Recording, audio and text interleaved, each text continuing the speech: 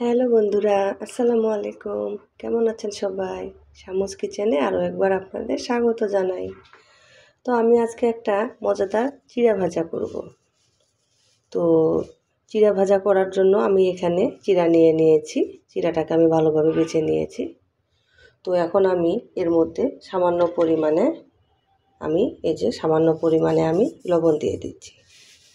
লবণ দিয়ে একটু আমি পানি দেব। হাতের সাহায্যে আমি একটু পানি দেব। পানি দিয়ে আমি চিড়াটাকে কিছুক্ষণ মাখিয়ে রাখব। ভালোভাবে আমি লবণটা আর পানিটা মেখে নিচ্ছি। তো চিড়াটা আমার মাখানো হয়ে গেছে। আমি এখানে চিড়াটাকে 3 থেকে 4 মিনিট একটু রেস্টে রেখে দেব। তো আমি এখন চিড়াগুলো ভেজে নেব। তার জন্য আমি একটা কড়াই বসিয়ে দিয়েছি। তো কড়াইয়ের মধ্যে আমি এখন চিড়াগুলো দিয়ে দিব।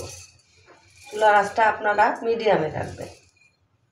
এগুলো কিন্তু আমরা হালকা আছে ভেজে নেব।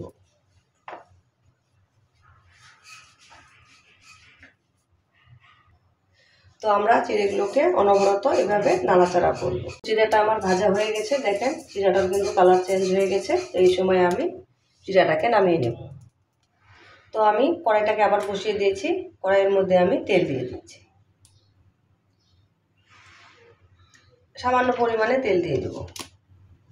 আর এখানে কিছু পেঁয়াজ নিয়েছি আর কিছু কাঁচামরিচ এরকম করে কেটে নিয়েছি। তো এগুলোকে আমি এখন ভেজে নেব।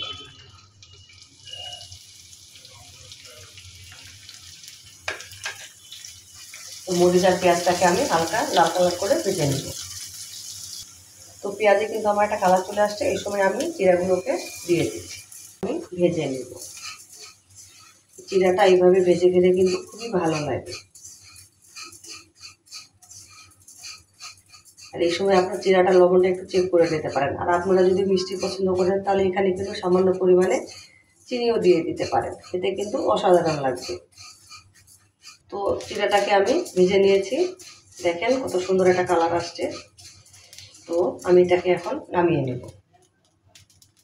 তো আমার চিড়েগুলো ঠান্ডা হয়ে গেছে, দেখেন কতটা মুচমুচে আর ঝরঝরে হয়েছে। তো এই চিড়েগুলোকে মজাদার করার জন্য আমি একটা জিনিস ব্যবহার করব, যেটা দিলে আরও খুবই খেতে ভালো লাগবে।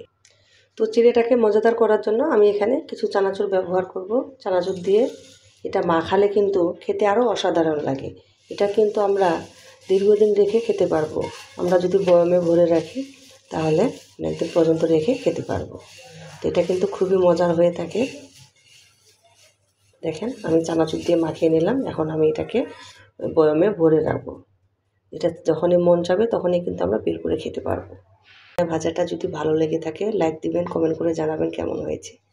আপনাদের সুন্দর একটা কমেন্ট আমাকে উৎসাহ দেয়। তো এরকম মজার সহজ রেসিপি পেতে আমার চ্যানেলটিকে সাবস্ক্রাইব করে আমার পাশে থাকবেন। সবাই ভালো থাকবেন। আসসালামু আলাইকুম।